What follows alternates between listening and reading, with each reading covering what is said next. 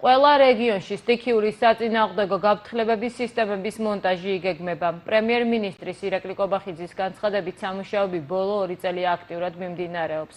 მთავრობის მეთაურმა თელავში წყალდიდობის შესახებ ისაუბრა და აღნიშნა, რომ მაქსიმალურ ვადებში მოხერხდა თელავის გაწმენდა და მსგავსი მოვლენებისგან ყველა ქალაქი დაცული უნდა იყოს. რაც შეეხება მშენებლობების ნებართვებს, პრემიერის თქმით, ნამდვილად არასწორად იყო გაცემული რამდენიმე კომერციულ ობიექტზე, რამაც გაამძაფრა ეს პრობლემა.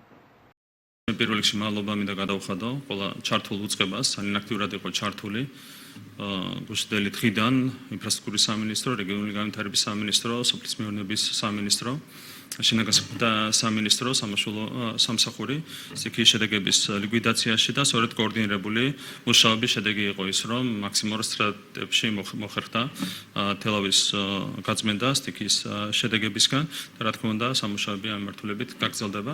რაც შეეხება მშენებლობის ნებართვებს, ნამდვილად არასწორად იყო გაცემული, მე ასე მიმაჩნია, თუმცა დანარჩენს რა თქმა უნდა შესაბამისი უწყებები დაადგენენ.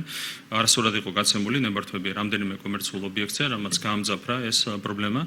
ასეთი მოვლენებისგან მომავალში მაქსიმალურად უნდა იყოს დაზღვეული თითოეული ქალაქი და ყველა ზომა იქნება მიღებული იმისათვის, რომ თელავი მაქსიმალურად იყოს დაცული მომავალში ასეთი ტიპის მოვლენებისგან. აბსოლუტურად ყველა რეგიონში ეს არის პროცესი, რომელიც ძალიან აქტიურად წარიმართება, განსაკუთრებით ბოლო 2 წლის განმავლობაში და ამის თაობაზე სტატისტიკასაც მუდმივად უზიარებთ საზოგადოებას.